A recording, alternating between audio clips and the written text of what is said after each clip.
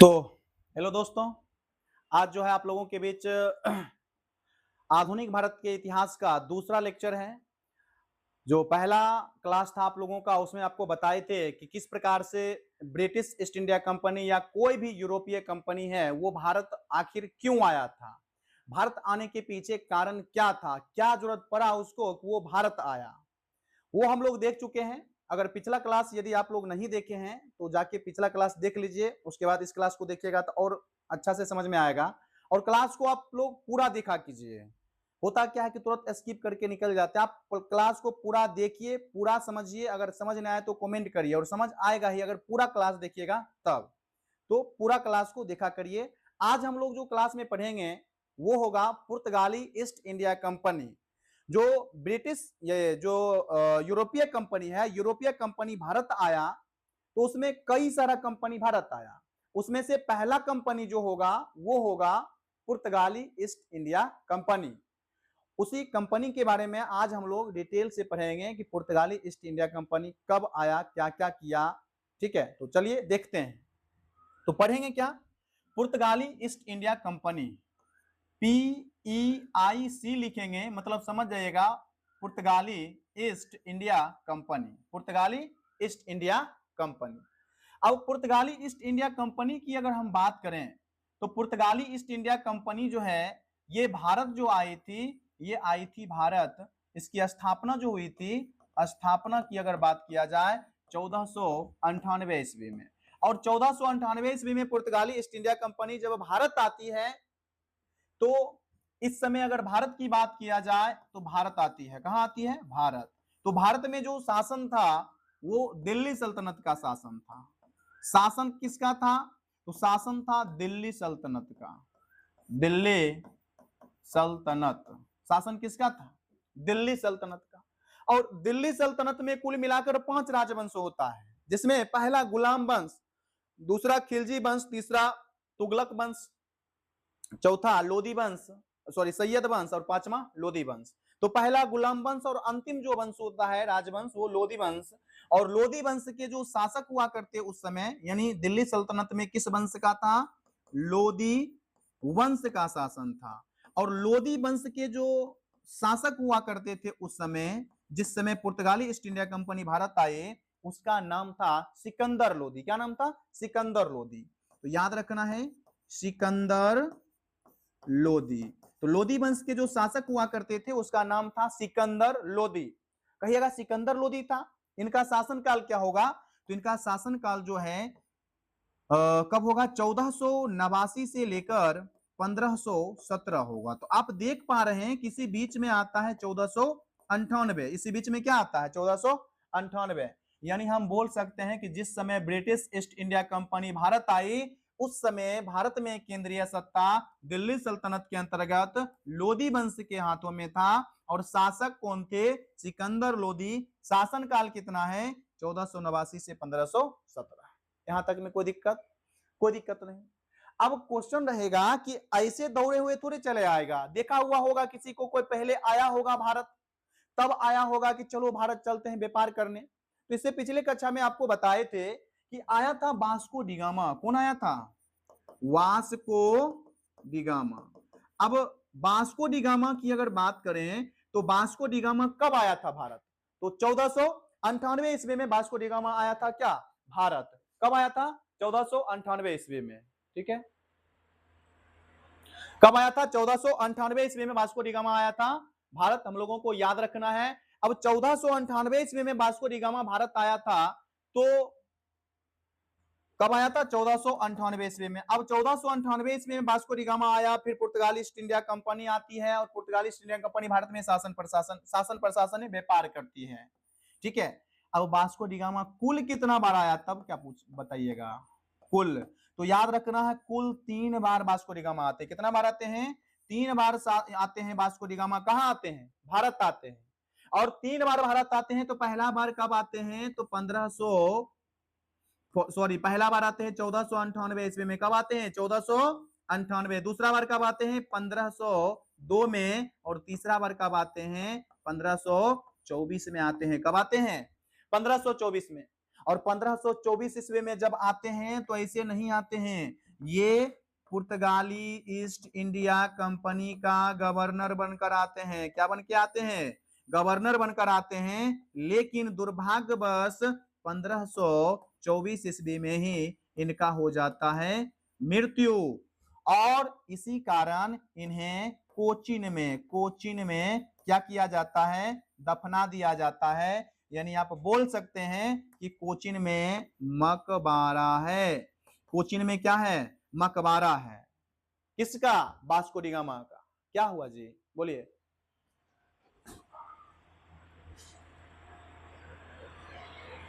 तो हाँ, ठीक है, ठीक। तो कुल मिलाकर याद रखना है कि वास्को डी गामा का मकबरा कहाँ है? कोचीन में है। कहाँ है? कोचीन में। तो ये वास्को डी गामा 3 बार भारत आता है। अब पुर्तगाली ईस्ट इंडिया कंपनी, अच्छा, प्रथम पुर्तगाली यात्री थे। क्या थे? प्रथम पुर्तगाली यात्री। वास्को डी गामा क्या थे? प्रथम पुर्तगाली यात्री। अच्छा, वास्को डी गामा प्रथम पुर्तगाली यात्री थे। प्रथम वाला तो याद रहता है। अब बताइए कि दूसरा पुर्तगाली यात्री कौन है? तो दूसरा पुर्तगाली यात्री हम लोगों को याद रखना। प्रथम पुर्तगाली ये था, याद रखना है। द्वितीय द्वितीय पुर्तगाली यात्री जो हुआ करते थे उसका नाम क्या था? अल्ब्रेज कैब्रल। अल्ब्रेज कैब्रल। ठीक है। द्वितीय पुर्तगाली यात्री का नाम बताइए। अल्ब्रेज कैब्रल। द्वितीय पुर्तगाली यात्री कौन थे? अल्ब्रेज कैब्रल। और याद रखना है कि अल्ब्रेज कैब्रल के द्वारा ही ब्राजील का खोज किया गया था। किसका खोज किया गया था? ब्राजील का खोज किया गया था। ठीक है, तो याद रखना है। तो प्रथम पुर्तगाली यात्री वास्को डी गामा, द्वितीय पुर्तगाली यात्री कौन? अल्ब्रेज कैब्रल। और अल्ब्रेज कैब्रल किसका खोज किया? ब्राजील का खोज किया। यहां तक में कोई दिक्कत नहीं। अब चूंकि पुर्तगाली ईस्ट इंडिया कंपनी भारत आ चुकी है, कौन आ चुकी है? पुर्तगाली ईस्ट इंडिया कंपनी भारत आ चुकी है। तो पुर्तगाली ईस्ट इंडिया कंपनी भारत में कुछ लाती है कि डायरेक्ट आ जाती है? लाती है। उसके आने से भारत में कई चीज की शुरुआत हुआ। जैसे अगर बात किया जाए प्रिंटिंग प्रेस की शुरुआत हुआ। कहिएगा कैसे? तो याद रखना है, गोवा।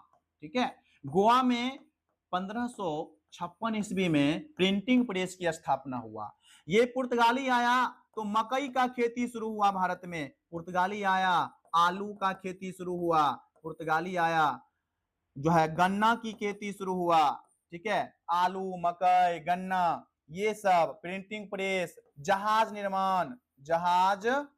निर्माण, ये सब काम क्या हुआ? भारत में शुरू हुआ। तो इसके आने से फायदा हुआ, ये सब शुरू हुआ। ठीक है, इतना फायदा हुआ, ये सब की क्या हुआ? भारत में शुरुआत हुआ। यही पुर्तगाली ईस्ट इंडिया कंपनी था जो सर्वप्रथम भारत में दुर्ग का निर्माण करना शुरू किया। दुर्ग का निर्माण करना क्या किया? शुरू किया। अब कहिएगा दुर्ग का निर्माण करना शुरू किया। क्या होता है दुर्ग? तो याद रखना, बहुत बड़ा बड़ा क्या होता है? किला होता है दुर्ग। ये बात याद रखना है। यही पुर्तगाली ईस्ट इंडिया कंपनी था जो क्या करना शुरू किया? सर्वप्रथम भारत का उपनिवेशीकरण याद रखना है। अब उपनिवेशीकरण की शुरुआत कौन किया? तो उपनिवेशीकरण की शुरुआत पुर्तगाली ईस्ट इंडिया कंपनी। उपनिवेश मतलब क्या समझते हैं? उपनिवेश का मतलब होता है जैसे आपका एगो घर होगा, एगो डेरा होगा जहां गाय माल रहता होगा, खाना उना देते होंगे, भर दिन वहां रहते होंगे, शाम का आ जाते होंगे घर। तो एक आपका मूल घर, उसको घर बोलिए, और जो भर दिन जहां रहते हैं, जहां काम धाम करते हैं, वो हो गया आपका डेरा बोलिए या उपनिवेश बोलिए, सेम है। यानी पुर्तगाली ईस्ट इंडिया कंपनी का घर कहाँ है जी? पुर्तगाल है। और वो भारत में आकर भारत को अपना क्या बनाया? डेरा यानी उपनिवेश बनाया। इसकी शुरुआत कौन किया? तो पुर्तगाली ईस्ट इंडिया कंपनी किया। कौन किया? पुर्तगाली ईस्ट इंडिया कंपनी। और ये क्या करता है पता है? गोवा को, दमन को, द्वीप को क्या बनाता है? अपना उपनिवेश बनाता है। उपनिवेश बनाता है। ये एक ऐसी कंपनी है, एक ऐसी यूरोपीय कंपनी है जो सबसे पहले भारत आया। सबसे पहले सर्वप्रथम आया। कब आया? 1498 ईस्वी में आया और सबसे बाद गया। सबसे बाद गया, कहिएगा कब गया, तो 1961 में गया। अंतिम तक कहां अधिकार करके रखा था, गोवा पर। याद रखना, आजादी के बाद तक ये गोवा पर अधिकार करके रखा था, और 1961 ईस्वी में जो है भारत को गोवा सौंप दिया और वापस कहां चला गया, अपने स्वदेश लौट गया। तो याद रखना है, सबसे पहले आया, सबसे बाद गया, सबसे पहले आया, सबसे बाद गया। उपनिवेशीकरण की शुरुआत किया, कहां कहां, गोवा, दमन, द्वीप। ठीक है, गोवा, दमन, द्वीप, याद रखना है। अच्छा, पुर्तगाली ईस्ट इंडिया कंपनी जब आता है भारत, तो डायरेक्ट वो तो व्यापार नहीं करेगा, पहले कहीं ना कहीं अपना व्यापारिक कोठी स्थापित करेगा। तो यहां से क्वेश्चन रहता है कि पुर्तगाली ईस्ट इंडिया कंपनी आता है तो अपना प्रथम व्यापारिक कोठी कहां स्थापित करता है, अपना प्रथम व्यापारिक कोठी कहां स्थापित करता है। तो याद रखना है, जब पुर्तगाली ईस्ट इंडिया कंपनी आता है तो अपना प्रथम व्यापारिक कोठी जो है, याद रखना है, कहां स्थापित करता है। तो प्रथम पुर्तगाली जो कंपनी है अपना प्रथम व्यापारिक कोठी स्थापित करता है कोचीन में। कहां, कोचीन में। और कोचीन में कब, तो 1503 ईस्वी में। ठीक है, 1503 ईस्वी में कोचीन में, और ये प्रथम है, क्या है, प्रथम। ठीक है, और दूसरा की अगर बात किया जाए, द्वितीय, द्वितीय ये कन्नूर में, कहा, कन्नूर में 1505 ईस्वी में। अब कहिएगा ये व्यापारिक कोठी सर जी बताए, व्यापारिक कोठी क्या होता है, तो ये धान रखने वाला कोठी है क्या, बिल्कुल नहीं। ये व्यापारिक कोठी जो होता है, ये व्यापारिक कोठी व्यापार में जो कच्चा सामग्री होता है, जो चीज का व्यापार किया जाता है, वो वहां रखा जाता था, वहां से आयात निर्यात होता था। और कंपनी के जो बड़े बड़े अधिकारी हुआ करते थे, यहीं पर रहकर क्या करते थे, व्यापार के लिए प्लान करते थे, कंपनी कैसे आगे बढ़ेगा उसके लिए प्लान करते थे। यानी सीधा सीधा समझे, व्यापारियों का अड्डा पहला कौन बना, कोचीन बना, दूसरा कौन बना, कन्नूर बना। कौन व्यापारी का अड्डा, पुर्तगाली जो कंपनी था उसके व्यापारियों का अड्डा बन गया, पहला कोचीन, दूसरा कन्नूर। यहां तक में कोई दिक्कत नहीं। आगे बढ़ते हैं। अब चूंकि जो है व्यापारिक कोठी की भी स्थापना हो चुका है, तो अब पुर्तगाली ईस्ट इंडिया कंपनी में शासन प्रशासन अच्छा से चले, इसीलिए अब एक पद आएगा, गवर्नर का पद। पुर्तगाली ईस्ट इंडिया कंपनी के गवर्नर का पद आएगा। ठीक है, क्या चीज का, पुर्तगाली ईस्ट इंडिया कंपनी में आएगा गवर्नर का पद, गवर्नर का पद आएगा। क्या चीज का पद आएगा, गवर्नर का पद आएगा। तो क्वेश्चन रहेगा कि पुर्तगाली ईस्ट इंडिया कंपनी का पहला गवर्नर कौन थे, प्रथम गवर्नर, प्रथम गवर्नर। ठीक है, तो पुर्तगाली ईस्ट इंडिया कंपनी का जो प्रथम गवर्नर हुआ करते थे, फ्रांसिस्को दी अल्मीडा, फ्रांसिस्को दे अल्मीडा, अल्मीडा। तो आप लोग इतना बड़ा नाम याद रखिएगा, इतना बड़ा नाम याद रहेगा। जैसे एक नाम है इख्तियारुद्दीन मोहम्मद बिन बख्तियार खिलजी, बताइए खिलजी का इतना नाम बड़ा याद रहेगा, नहीं रहेगा, सिर्फ बोलते हैं खिलजी। उसी तरह से इसको भी बोलेंगे फ्रांसिस्को दी अल्मोड़ा नहीं, अल्मीडा नहीं, क्या सिर्फ और सिर्फ क्या बोलेंगे, अल्मीडा, सिर्फ क्या बोलेंगे, अल्मीडा। ठीक है, तो पुर्तगाली ईस्ट इंडिया कंपनी का पहला गवर्नर क्या होगा, कौन होगा, अल्मीडा होगा। कौन होगा, अल्मीडा होगा। ठीक है, ये बात याद रखना है। अब फ्रांसिस्को दी अल्मीडा जो है ये आता है तो क्या करता है, तो ये सबसे पहले हम लोग को याद रखना है कि ये जो अल्मीडा आता है, चूंकि भारत के लिए व्यापारिक मार्ग का खोज कौन किया, बताइए कौन किया, तो भारत के लिए व्यापारिक मार्ग का खोज किया था वास्को डी गामा। यानी पुर्तगाली कंपनी का जो है व्यापारिक मार्ग पर अधिकार होगा, यानी जलीय मार्ग से आया था कौन, वास्को डी गामा। तो बोला हम खोजे हैं जलीय मार्ग, तो उस पर अधिकार मेरा होना चाहिए, पुर्तगाली कंपनी का होना चाहिए। इसीलिए अल्मीडा क्या करता है, हिंद महासागर, हिंद महासागर, हिंद महासागर पर क्या करता है, अधिकार करने के लिए एक व्यवस्था कर देता है। व्यवस्था क्या करता है कि जो भी यूरोपीय कंपनी हिंद महासागर से होकर व्यापार करेगा उसको टैक्स देना पड़ेगा, उसको लाइसेंस रखना पड़ेगा। अगर लाइसेंस नहीं रहेगा तो व्यापार करने हिंद महासागर से नहीं देंगे। यानी लगा दिया एक नियम, जिस नियम को कहा गया ब्लू वाटर पॉलिसी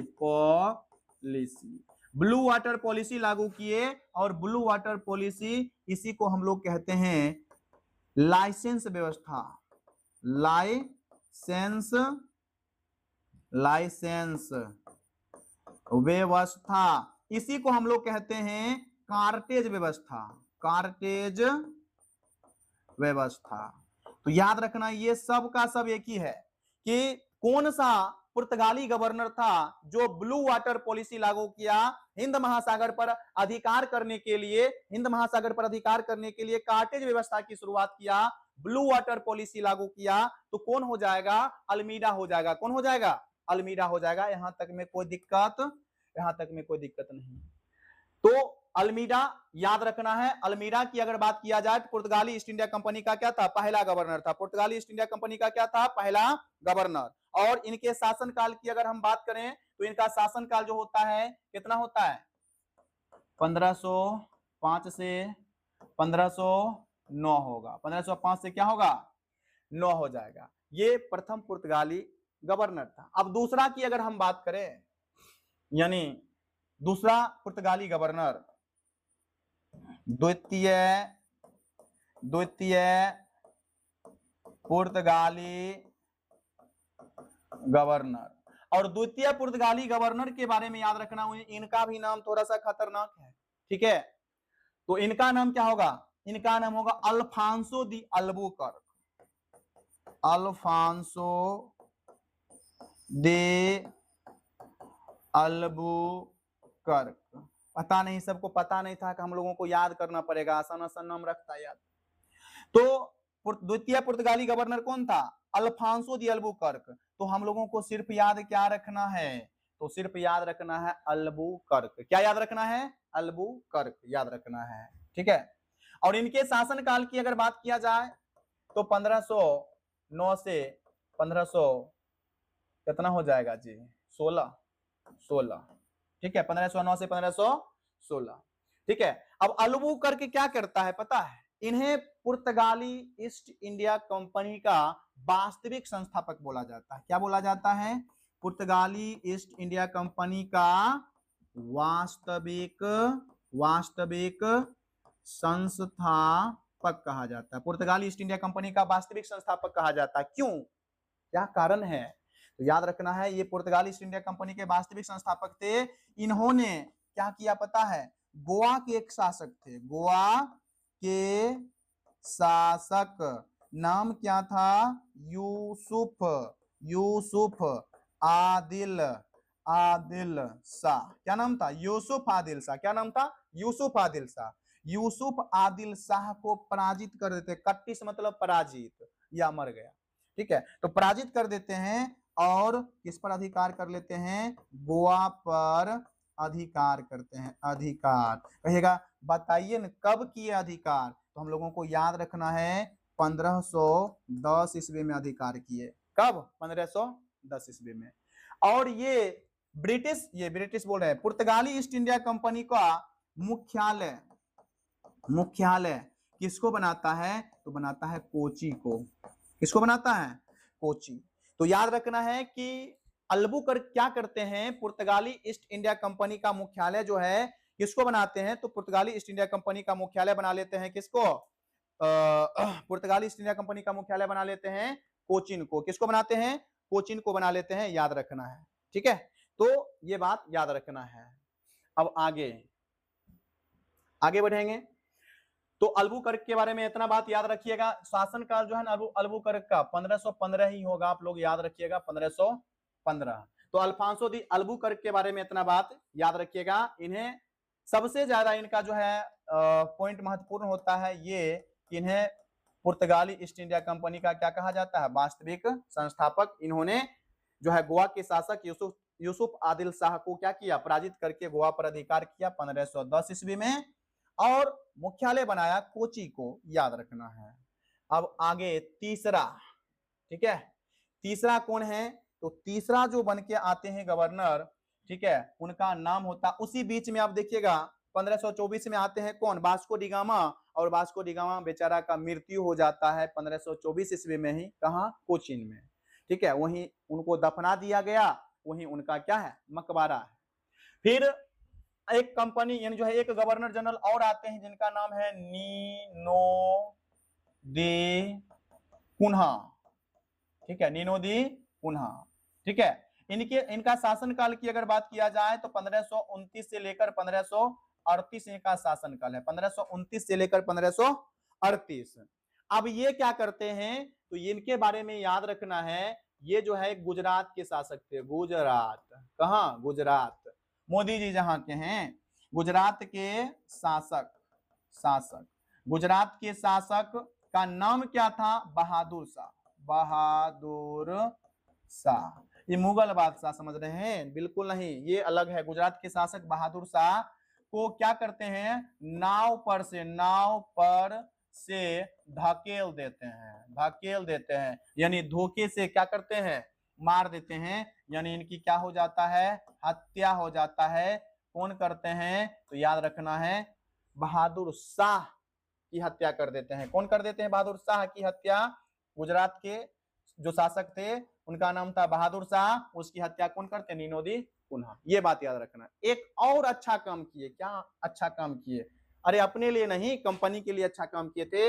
ये कंपनी का जो मुख्यालय था पहले क्या था, कोचीन था, पहले क्या था, कोचीन था, और कंपनी के मुख्यालय को कोचीन से बदलकर कर दिए गोवा। कहां कर दिए, गोवा कर दिए। कब कर दिए गोवा, तो याद रखना है 1530 ईस्वी में, 1530 ईस्वी में कंपनी का मुख्यालय बदलकर किसको कर दिए, गोवा को कर दिए। और इन्होंने बेसिन को जीता, किसको जीता, बेसिन को। ये किसको जीते, बेसिन को जीते, 1534 ईस्वी में बेसिन को जीतते हैं, और बेसिन और द्वीप को जीत लेते हैं 1535 ईस्वी में। इस प्रकार से नीनो दी कुन्हा जो भारत में काम किए थे अपने कंपनियों के लिए, उसके बारे में हम लोग, ये नीनो दी कुन्हा के बारे में इतना बात याद रखना है। तो पुर्तगाली ईस्ट इंडिया कंपनी भारत में क्या क्या किया, कैसे कैसे कहा क्या किया, ये हम लोग देखे हैं। ठीक है, जहां से कॉम्पिटिटिव एग्जाम में काफी प्रश्न पूछे जाते हैं, वहां उतना आप लोगों को हम बता दिए। अब ये जो कंपनी है, चूंकि हम बता ही दिए हैं कि सबसे पहले आया और सबसे बाद में जाएगा, कब जाएगा, 1961 में जाएगा। तो ये कंपनी भारत में रहता है और सिर्फ शासन प्रशासन नहीं करता, व्यापार करता है, व्यापार करके अपना जो है कंपनी चलाता है, बाकी इसको किसी भी चीज से मतलब नहीं होता है। बाद में एक और कंपनी आता है जिसका नाम होता है डच ईस्ट इंडिया कंपनी। क्या नाम होता है, डच ईस्ट इंडिया कंपनी। अब हम लोग डच ईस्ट इंडिया कंपनी को भी देख लेते हैं। ये जो डच ईस्ट इंडिया कंपनी है, ये डच ईस्ट इंडिया कंपनी कब आती है भारत, तो 1602 ईस्वी में डच ईस्ट इंडिया कंपनी कहां आती है, भारत आती है। कब आती है, 1602 ईस्वी में भारत आती है। अब कहिएगा भारत आती है, उस समय भारत में केंद्रीय सत्ता किसके हाथों में था, तो भारत में केंद्रीय सत्ता जो हुआ करता था वो मुगलों के हाथ में था। किसके हाथों में था, मुगलों के हाथ में था। और मुगल बादशाह कौन थे, मुगलों के हाथों में था, मुगल बादशाह जो थे अकबर थे, अकबर थे। क्योंकि अकबर का शासनकाल आप लोगों को पता है 1556 से 1605, और इसी बीच में आता है 1602। इसलिए हम बोल सकते हैं कि भारत में केंद्रीय सत्ता किसके हाथों में था, मुगलों के हाथों में था। ये डच जो है, यानी हम जो बात कर रहे हैं डच, ये कहां के थे, याद रखना है नीदरलैंड, नीदरलैंड के जो निवासी होते हैं, नीदरलैंड के निवासी को ही क्या कहा जाता है, डच कहा जाता है। क्या कहा जाता है, डच कहा जाता है। अरे क्या ये डायरेक्ट भारत आ गया होगा, नहीं, ये भी पहले किसी को भेजा होगा। तो क्वेश्चन रहेगा, प्रथम डच यात्री कौन थे, प्रथम डच यात्री कौन थे, तो याद रखना है कार्नेलियन, कार्नेलियन हाउटमेन थे। क्या नाम था, कार्नेलियन हाउटमेन थे। ये प्रथम डच यात्री थे। कब आए थे, 1596 ईस्वी में भारत आए थे। कब आए थे, 1596 ईस्वी में ये भारत आए थे। डच ईस्ट इंडिया कंपनी को यूनाइटेड ईस्ट इंडिया कंपनी भी कहा जाता है, यूनाइटेड ईस्ट इंडिया कंपनी भी कहा जाता है। ठीक है, क्या कहा जाता है? यूनाइटेड ईस्ट इंडिया कंपनी भी कहा जाता है। हम लोगों को इतना बात याद रखना है। फिर ये भी व्यापारिक कोठी की स्थापना किया होगा, तो निश्चित रूप से डच ईस्ट इंडिया कंपनी भी व्यापारिक डच ईस्ट इंडिया कंपनी भी व्यापारिक जो है कोठी की स्थापना करता है। तो अगर पूछा जाए प्रथम व्यापारिक कोठी की स्थापना कहाँ किया गया, तो प्रथम व्यापारिक कोठी की स्थापना जो किया गया 1605 ईस्वी में मसूलीपट्टनम में। कहा? मसूलीपट्टनम में। फिर कहिएगा मसूलीपट्टनम कहाँ है? आंध्र प्रदेश के मसूलीपट्टनम में प्रथम व्यापारिक कोठी की स्थापना करते हैं कौन? डच ईस्ट इंडिया कंपनी, याद रखना है। ठीक है, फिर बाद के दिनों में 1632 ईस्वी में ये जो है 1632 ईस्वी में पटना में भी एक व्यापारिक कोठी की स्थापना करते हैं। पटना में भी एक व्यापारिक कोठी की स्थापना कर देते हैं कौन? Dutch east India company. तो याद रखना हम लोगों को, डच ईस्ट इंडिया कंपनी जो है व्यापारिक कोठी पटना में भी स्थापित करते हैं, कब? 1602 ईस्वी में। ठीक है, तो इस प्रकार से डच ईस्ट इंडिया कंपनी आती है। तो एक और काम होती है सूती वस्त्र को, कौन वस्त्र को? सूती वस्त्र को निर्यात का वस्तु बनाया गया। निर्यात का क्या बनाया गया? वस्तु बनाया गया। तो ये सब बात डच ईस्ट इंडिया कंपनी के बारे में आपको याद रखना है।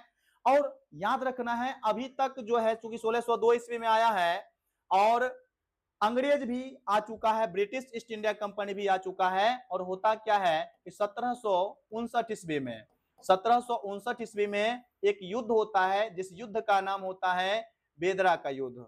कौन सा युद्ध होता है? बेदरा का युद्ध। कब होता है? 1759 ईस्वी में बेदरा का युद्ध होता है। बेदरा का युद्ध होता है। और ये जो युद्ध होता है किसके किसके बीच होता है? तो 1759 है, सोच लीजिए। अब ब्रिटिश ईस्ट इंडिया कंपनी आ चुका है, बंगाल में प्लासी का युद्ध जीत चुका है, 1757 ईस्वी में जीत चुका है प्लासी का युद्ध। उसका महत्वाकांक्षा और बढ़ गया है। अब ये ब्रिटिश ईस्ट इंडिया कंपनी जो है डच ईस्ट इंडिया कंपनी से युद्ध करेगा। कौन सा युद्ध होगा? बेदरा का युद्ध। तो ये युद्ध हुआ था ब्रिटिश ईस्ट इंडिया कंपनी और डच ईस्ट इंडिया कंपनी के बीच। किसके किसके बीच? डच ईस्ट इंडिया कंपनी के बीच हुआ था, जिसमें डच ईस्ट इंडिया कंपनी बुरी तरह से पराजित हो गया। और डच ईस्ट इंडिया कंपनी बुरी तरह से पराजित हुआ, ये अपना सारा संपत्ति बेच दिया और भारत से चला गया। इस प्रकार से भारत से डच ईस्ट इंडिया कंपनी का क्या हो गया? अंत हो गया।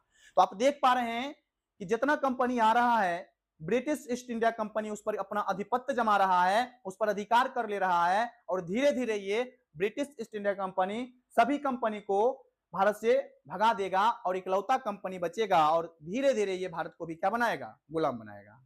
तो निश्चित रूप से आप बताइएगा ये क्लास आपको कैसा लगा। अब अगला क्लास जो आपका होगा उसमें ब्रिटिश ईस्ट इंडिया कंपनी को ही हम लोग पढ़ेंगे, और उसके बाद ब्रिटिश ईस्ट इंडिया कंपनी कैसे देश को गुलाम बनाता है वो हम लोग देखेंगे। अगर वीडियो अच्छा लगा है तो निश्चित रूप से आपको लाइक शेयर सब्सक्राइब जरूर करना चाहिए। अगर आप लोग लाइक शेयर सब्सक्राइब करिएगा, अच्छा कमेंट करिएगा कैसा लगा, तो निश्चित रूप से अगला क्लास और भी मजेदार हम आप लोग के लिए लाएंगे, ब्रिटिश ईस्ट इंडिया कंपनी। तो मिलते हैं अगले क्लास में।